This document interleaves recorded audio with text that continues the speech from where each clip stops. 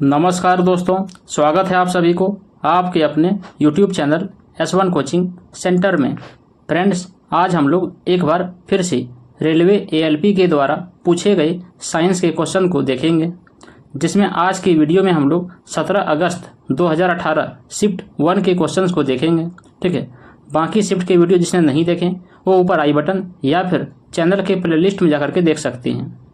तो चलिए video start करते हैं और देखते हैं इस शिफ्ट का सबसे पहला क्वेश्चन। देखिए, सबसे पहला क्वेश्चन क्या है कि प्रजनन के लिए एक फूल में आवश्यक अंग कौन से हैं। तो बताइए, प्रजनन के लिए एक फूल में आवश्यक अंग कौन से हैं? बाहरी दल और पुंकेसर, पुंकेसर और स्त्री केसर, बाहरी दल और पंखुदियाँ, पंखुदियाँ और स्त्री केसर। तो देखिए, प्रजनन के लिए एक फूल में आवश्यक अंग कौन से हैं? तो पुंकेसर और स्त्री केसर। ठीक है, यानी कि ऑप्शन 20 का राइट आंसर हो जाएगा। चलिए इसके बारे में कुछ और जान लेते हैं। देखिए, पुंकेसर और स्त्री केसर प्रजनन के लिए एक फूल में आवश्यक अंग होता है। फूल का नर प्रजनन अंग पुंकेसर कहलाता है और मादा प्रजनन अंग स्त्री केसर कहलाता है। ठीक है, चलिए उसके बाद क्वेश्चन नंबर 2 देखते हैं। क्या है कि कौन सा अस्थायी उत्तक एक पौधे को कठोर और मजबूत बनाता है। तो बताइए, इनमें से कौन सा अस्थायी उत्तक एक पौधे को कठोर और मजबूत बनाता है? कोलेनकाइमा, स्केलेनकाइमा, पैरेनकाइमा या फिर एरेनकाइमा। तो देखिए, स्केलेनकाइमा उत्तक जो है एक पौधे को कठोर और मजबूत बनाता है। ठीक है, यानी कि ऑप्शन 20 का राइट आंसर हो जाएगा। चलिए इसके बारे में कुछ डिटेल से जान लेते हैं। देखिए, सबसे पहली बात कि स्केलेनकाइमा होता क्या है। तो देखिए, स्केलेनकाइमा वह उत्तक होता है जो पौधे को कठोर और मजबूत बनाता है। ठीक है, जैसे देखिए, नारियल की भूसी जो है वो स्केलेनकाइमा उत्तक से बनी होती है। इस उत्तक की कोशिकाएं जो है मृत हो जाती है। वे लंबे और संकीर्ण होते हैं क्योंकि लिग्निन के कारण दीवारें जो है वो मोटी हो जाती है। ठीक है, चलिए उसके बाद जान लेते हैं कि कोलेनकाइमा क्या होता है। तो देखिए, कोलेनकाइमा का क्या काम है। तो यह पौधे में बढ़ते उत्तकों में लचीलापन यानी कि फ्लेक्सिबिलिटी प्रदान करता है, क्योंकि वे बढ़ते हैं और आकार बदलते हैं। कोलेनकाइमा नए अंकुरों और पत्तियों में जगह भरने में भी मदद करता है ताकि उत्तकों की वृद्धि हो सके। ठीक है, तो ये काम है कोलेनकाइमा। ठीक है, यानी कि बेसिकली अगर हम देखें तो कोलेनकाइमा का काम क्या है। तो कोलेनकाइमा का काम है पौधे को लचीलापन प्रदान करना। और स्केलेनकाइमा का क्या काम है। तो स्केलेनकाइमा का काम है पौधे को कठोरता और मजबूत प्रदान करना। ठीक है, उसके बाद चलिए जान लेते हैं पैरेनकाइमा क्या होता है। तो देखिए, पैरेनकाइमा पौधों के लिए महत्वपूर्ण होता है। क्यों? क्योंकि यह पोषक तत्वों के भंडारण, प्रकाश संश्लेषण, गैस विनिमय, घाव भरने और संरचनात्मक सहायता सहित अलग अलग आवश्यक कार्य करते हैं। ठीक है फ्रेंड्स, अगर वीडियो पसंद आ रहा हो तो उसको लाइक करें और दोस्तों के पास भी शेयर करें। ठीक है, चलिए उसके बाद क्वेश्चन नंबर 3 देखते हैं। क्या है कि एक पौधे में निम्न में से क्या बीज में परिवर्तित होता है। तो बताइए, एक पौधे में निम्न में से क्या बीज में परिवर्तित होते हैं? तिकाग्र, अंडाशय, वर्तिका या फिर बीजांड। तो देखिए, एक पौधे में बीजांड जो है वो बीज में परिवर्तित होता है। ठीक है, यानी कि ऑप्शन डी इसका राइट आंसर हो जाएगा। देखिए इसके बारे में देख लेते हैं। क्या है कि फूल अधिकांश पौधों का प्रजनन अंग होता है। ज़्यादातर पौधों का जो प्रजनन अंग होता है वो कौन सा भाग होता है? तो फूल होता है। ठीक है, और वे बीज पैदा करने में भी सक्षम होते हैं। फूलों में पराग और छोटे अंडे होते हैं जिन्हें हम लोग बीजांड कहते हैं। देखिए, फूलों के परागन और बीजांड के निषेचन के बाद बीजांड फल में विकसित हो जाता है। ठीक है, क्या है कि जो फूल के परागन होते हैं यानी कि जो पोलन ग्रेन्स होते हैं वो बीजांड के निषेचन के बाद क्या हो जाता है? बीजांड फल में विकसित हो जाता है। ठीक है, चलिए उसके बाद क्वेश्चन नंबर 4 देखते हैं। क्या है कि वृद्धि हार्मोन कार्य करता है। तो बताइए, वृद्धि हार्मोन क्या कार्य करता है? कभी कभी विकास प्रोत्साहक के रूप में कार्य करता है, या फिर कभी कभी विकास प्रोत्साहक के रूप में काम करता है और कभी कभी विकास अवरोधक के रूप में काम करता है, या फिर हमेशा विकास अवरोधक के रूप में काम करता है, या फिर हमेशा विकास प्रोत्साहक के रूप में काम करता है। तो देखिए, वृद्धि हार्मोन कार्य करता है, कैसा करता है? तो कभी कभी विकास प्रोत्साहक के रूप में कार्य करता है और कभी कभी विकास अवरोधक के रूप में कार्य करता है। ठीक है, यानी कि ऑप्शन 20 का राइट आंसर हो जाएगा। चलिए इसके बारे में कुछ और जान लेते हैं। देखिए, विकास को बढ़ावा देना वृद्धि हार्मोन मुख्य रूप से इंसुलिन जैसे वृद्धि कारक जिसमें से IGF-1 के उत्पादन को उत्तेजित करके वृद्धि को बढ़ा देता है, जो हड्डियों, उत्तकों और अंगों पर कार्य करके उनकी वृद्धि और विकास को बढ़ावा देते हैं। ठीक है, दूसरा कारण क्या है? तो दूसरा देखिए, विकास को बाधित करना भी कभी कभी इसका काम होता है। ठीक है, कुछ मामलों में वृद्धि हार्मोन्स विकास पर निरोधात्मक यानी कि प्रतिरोधक प्रभाव भी डाल सकते हैं। ठीक है, चलिए उसके बाद क्वेश्चन नंबर 5 देखते हैं। क्या है कि निम्न में से कौन सा लवण प्रकृति में अम्लीय होता है? तो बताइए इनमें से कौन सा लवण है जो प्रकृति में अम्लीय होता है यानी कि एसिडिक नेचर का होता है? Sodium carbonate, sodium acetate, ammonium phosphate या फिर इनमें से कोई नहीं? तो देखिए यहाँ पे सोडियम कार्बोनेट, सोडियम एसीटेट और अमोनियम फॉस्फेट ये तीनों जो है ये क्षारीय नेचर का होता है। ठीक है, यानी कि बेसिक नेचर का होता है। तो यानी कि हम कह सकते हैं कि यहाँ पे ऑप्शन डी इसका राइट आंसर हो जाएगा। ठीक है, यहाँ एक भी जो है ऑप्शन में अम्लीय प्रकृति का नहीं दिया गया है। ठीक है, तो चलिए जान लेते हैं कि कुछ अम्लीय प्रकृति का उदाहरण। देखिए यहाँ पे क्या है NH4Cl मतलब अमोनियम क्लोराइड हो गया। उसके बाद क्या है NaHSO4 हो गया। ठीक है, सोडियम हाइड्रोजन सल्फेट हो गया। उसके बाद NaHCO3 सोडियम हाइड्रोजन कार्बोनेट हो गया। तो ये सभी अम्लीय नमक के कुछ उदाहरण है। जब एक मजबूत अम्ल एक कमजोर आधार के साथ प्रतिक्रिया करता है तो क्या बनता है? तो ये अम्लीय नमक बनता है। ठीक है, यानी कि एसिडिक सॉल्ट बनता है। ठीक है, चलिए उसके बाद क्वेश्चन नंबर 6 देखते हैं। क्या है कि पीएच मान में 7 से 14 तक वृद्धि किसका प्रतिनिधित्व करती है? तो बताइए पीएच वैल्यू में 7 से 14 तक वृद्धि होने से क्या प्रतिनिधित्व करती है? OH माइनस आयन सांद्रता में कमी दर्शाता है, या फिर H प्लस आयन सांद्रता में वृद्धि दर्शाता है, या फिर H प्लस आयन सांद्रता में कमी दिखाता है, या फिर OH माइनस आयन सांद्रता में वृद्धि दिखाता है? तो देखिए इस सवाल का सही उत्तर हो जाएगा OH माइनस आयन सांद्रता में वृद्धि दिखाना। ठीक है, यानी कि ऑप्शन डी इसका राइट आंसर हो जाएगा। देखिए जैसे जैसे पीएच वैल्यू 7 से 14 तक बढ़ता है तो यह OH आयन सांद्रता में वृद्धि का प्रतिनिधित्व करता है। पीएच पैमाने विलयन की अम्लता या फिर क्षारकता निर्धारित करता है। पीएच का मुख्य काम क्या होता है? पीएच का मुख्य काम होता है वो अम्लता यानी कि एसिडिटी यानी कि एसिडिक और बेसिक को निर्धारित करना। ठीक है, 7 से नीचे का पीएच जो है वो विलयन का अम्लीय प्रकृति दिखाता है और 7 से ऊपर का जो प्रतिनिधित्व है वो विलयन का क्षारक प्रतिनिधित्व दिखाता है। ठीक है, चलिए उसके बाद क्वेश्चन नंबर 7 देख लेते हैं। क्या है कि धातु ऑक्साइड जो दोनों अम्ल और क्षार के साथ अभिक्रिया करते हैं उनको क्या कहा जाता है? तो बताइए धातु ऑक्साइड जो दोनों अम्ल और क्षार के साथ अभिक्रिया करते हैं उसे क्या कहते हैं? अम्लीय ऑक्साइड, तटस्थ ऑक्साइड यानी कि न्यूट्रल ऑक्साइड्स, उभयधर्मी ऑक्साइड, क्षारीय ऑक्साइड? तो देखिए इस सवाल का सही उत्तर हो जाएगा उभयधर्मी ऑक्साइड यानी कि एम्फोटेरिक ऑक्साइड्स। ठीक है, तो ऑप्शन सी इसका राइट आंसर हो जाएगा। चलिए इसके बारे में कुछ और जान लेते हैं। देखिए धातु ऑक्साइड जो दोनों अम्ल और क्षार के साथ प्रतिक्रिया करते हैं उन्हें ही उभयधर्मी ऑक्साइड कहा जाता है। ठीक है, यानी कि अगर पूछा जाए कि उभयधर्मी ऑक्साइड क्या होता है यानी कि एम्फोटेरिक ऑक्साइड्स क्या होता है, तो क्या होता है? धातु ऑक्साइड जो अम्ल के साथ भी और क्षार के साथ भी अभिक्रिया यानी कि प्रतिक्रिया कर लेता है उसी को क्या कहते हैं? उसी को उभयधर्मी यानी कि एम्फोटेरिक ऑक्साइड्स कहते हैं। ठीक है, जैसे देखिए लीड ऑक्साइड हो गया, जिंक ऑक्साइड हो गया, ये सभी क्या है? ये उभयधर्मी ऑक्साइड के कुछ उदाहरण है। ठीक है, चलिए उसके बाद क्वेश्चन नंबर 8 देखते हैं। क्या है कि तत्वों को उनके परमाणु द्रव्यमान के आधार पर वर्गीकृत करने का श्रेय किसे दिया जाता है? तो बताइए तत्वों को उनके परमाणु द्रव्यमान के आधार पर वर्गीकृत करने का श्रेय किन्हें दिया जाता है? दिमित्री मेंडेलीव को, जॉन डाल्टन को, जॉन अलेक्जेंडर रीना न्यूलैंड्स को, या फिर जॉन वोल्फगैंग डोबरिनर को? तो देखिए इस सवाल का सही उत्तर हो जाएगा दिमित्री मेंडेलीव को। ठीक है, यानी कि ऑप्शन ये इसका राइट आंसर हो जाएगा। तो चलिए मेंडेलीव के आवर्त नियम के बारे में जान लेते हैं क्या कहा गया है। तो देखिए मेंडेलीव के आवर्त नियम के अनुसार तत्वों के भौतिक एवं रासायनिक गुण उनके परमाणु भार के आवर्त फलन होते हैं। यथार्थ यदि तत्वों को उनके बढ़ते हुए परमाणु भार के क्रम में सजाया जाए तो एक निश्चित अंतराल के बाद समान गुण वाले तत्व पाए जाएंगे। उसके बाद ये भी जान लीजिए कि पहली आवर्त सारणी जो है वो मेंडेलीव के द्वारा ही बनाई गई थी, जो कब छपी थी? तो ये 1869 ईस्वी में छपी थी। ठीक है, चलिए अब क्वेश्चन नंबर 9 देखते हैं। क्या है कि निम्न में से कौन सी धातु ठंडे या गर्म जल के साथ अभिक्रिया नहीं करती है? तो बताइए इनमें से कौन सी धातु है जो ठंडे या गर्म जल के साथ अभिक्रिया नहीं करती है? सोडियम, पोटेशियम, कैल्शियम या फिर एल्यूमिनियम? तो देखिए इस सवाल का सही उत्तर हो जाएगा एल्यूमिनियम। ठीक है, यानी कि एल्यूमिनियम धातु जो है वो ठंडे या फिर गर्म जल के साथ अभिक्रिया नहीं करती है। ठीक है, यानी कि ऑप्शन डी इसका राइट आंसर हो जाएगा।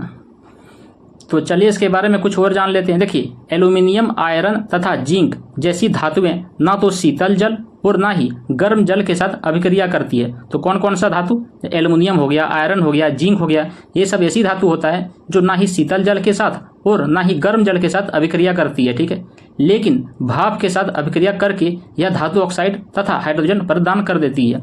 लेकिन ये सब जो धातुएं होती है ये भाप के साथ अभिक्रिया कर लेती है, ठीक है, और क्या बना लेता है, और धातु ऑक्साइड तथा हाइड्रोजन प्रदान करती है, ठीक है।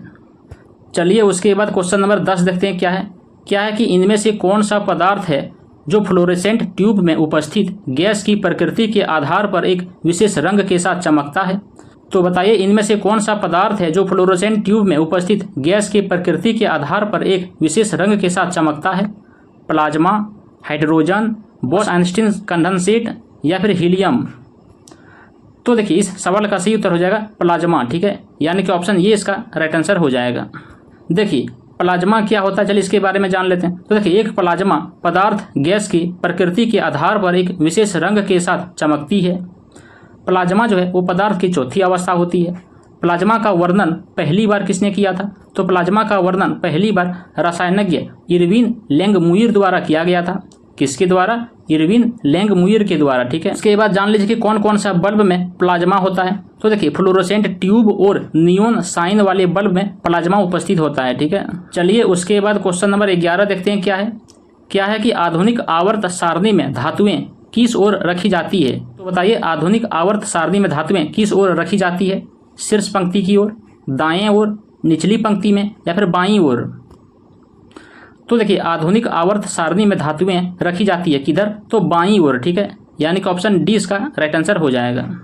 देखिए आवर्त सारणी के बाईं ओर धातुओं को रखा जाता है जबकि दाईं ओर अधातुओं को रखा जाता है, ठीक है। और जिगजैग वाली रेखाओं धातुओं और अधातुओं को अलग करता है, ठीक है। और जिगजैग वाली रेखाओं पर किसको रखा जाता है, तो जिगजैग वाली रेखाओं पर उपधातुओं को रखा जाता है, ठीक है।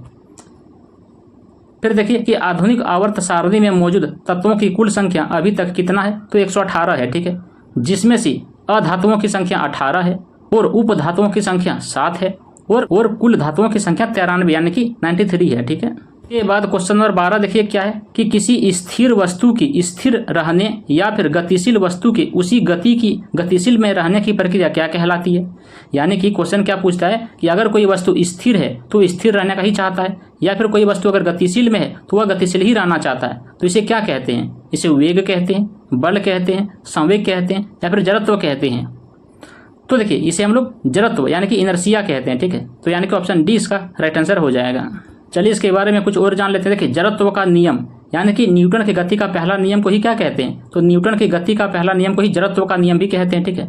तो देखिए भौतिकी में कहा गया है कि यदि कोई वस्तु आराम की स्थिति में है या एक सीधी रेखा में स्थिर गति से चल रही है तो वह आराम की स्थिति में या फिर स्थिर गति में ही रहना चाहेगी, ठीक है, तब तक जब तक कि उस पर कोई बाहरी बल ना लगाया जाए, ठीक है। तो यही क्या है, यही जड़त्व का नियम है, यानी कि न्यूटन की गति का पहला नियम भी यही है, ठीक है।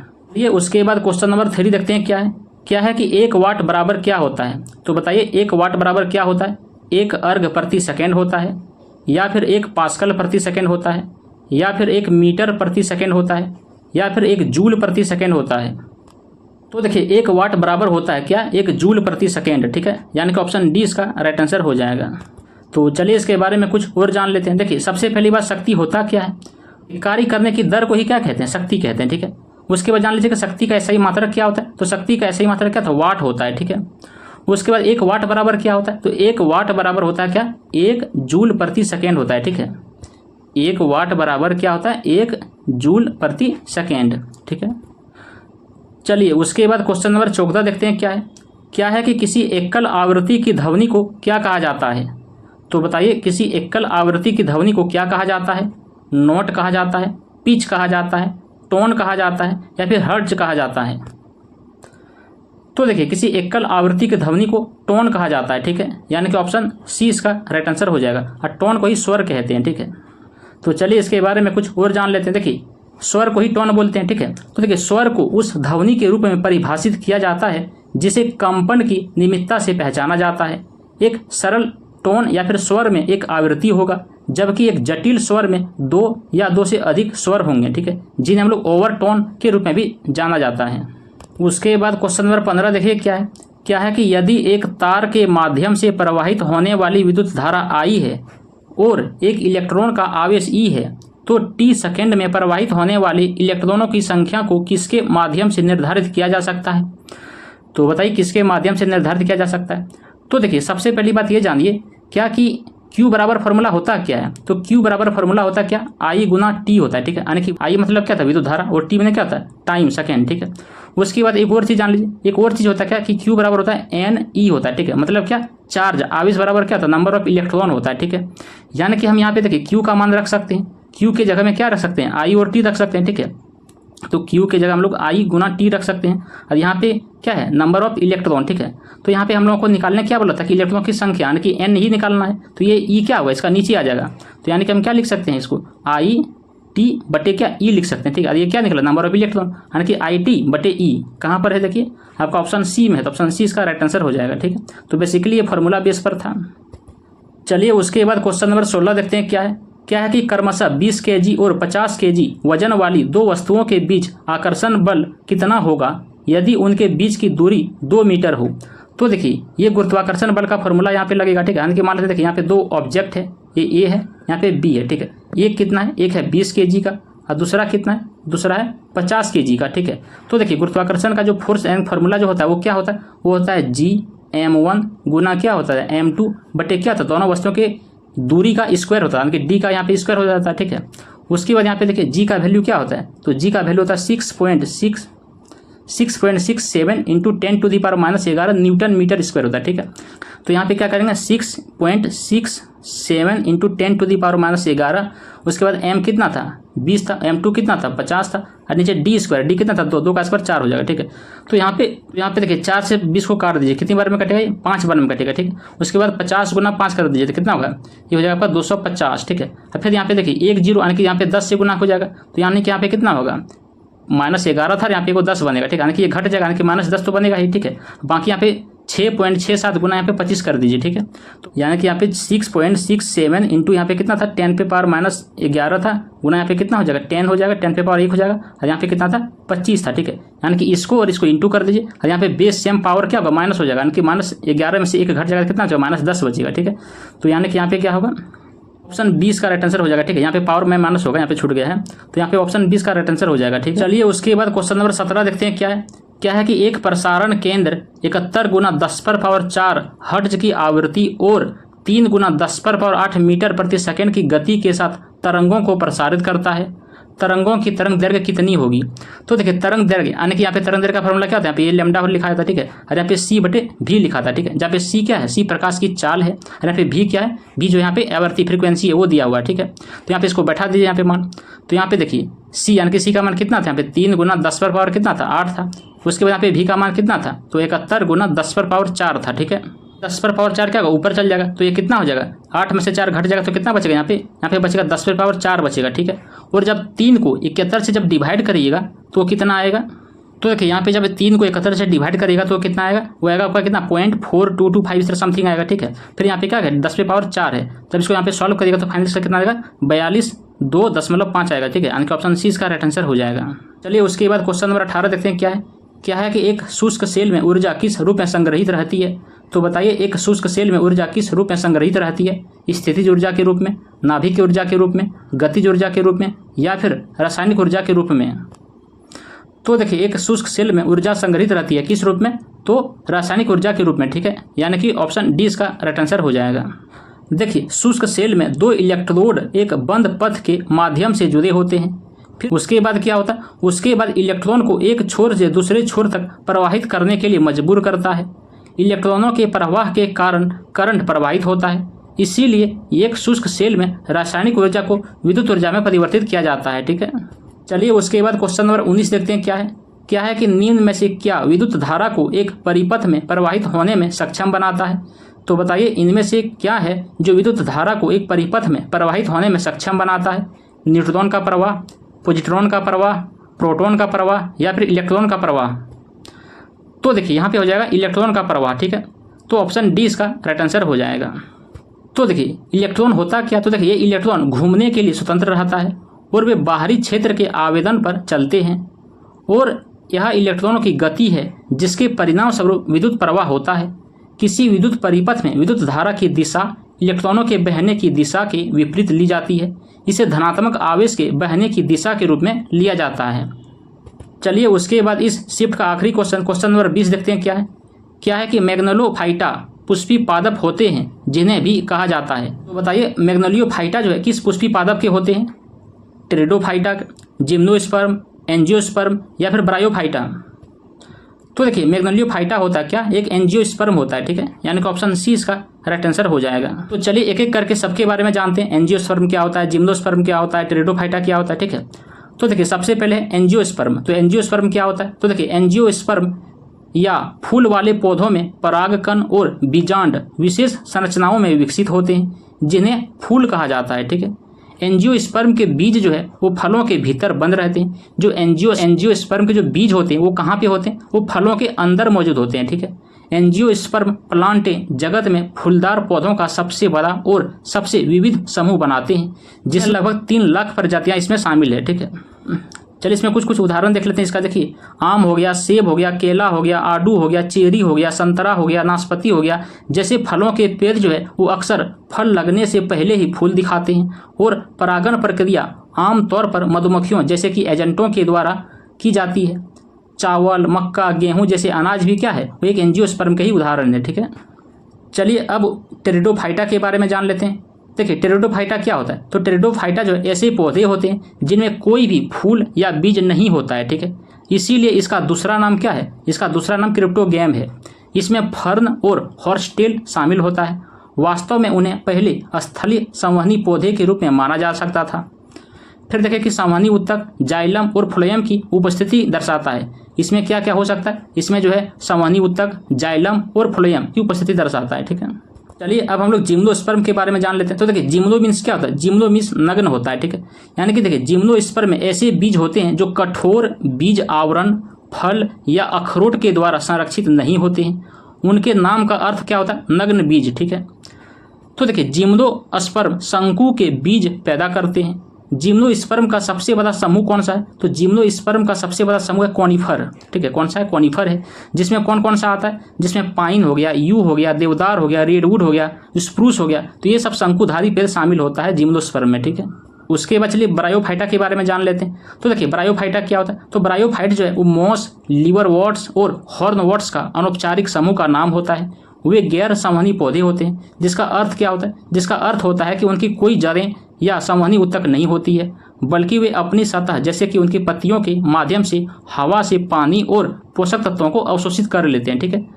तो ये है ब्रायोफाइटा के बारे में, ठीक है। तो बस इतना ही था फ्रेंड्स। कैसे लगा ये वीडियो कमेंट में जरूर बताइएगा। तो चलिए मिलते हैं अगले वीडियो में एक अगले शिफ्ट को लेकर के। तब तक के लिए धन्यवाद। जय हिंद।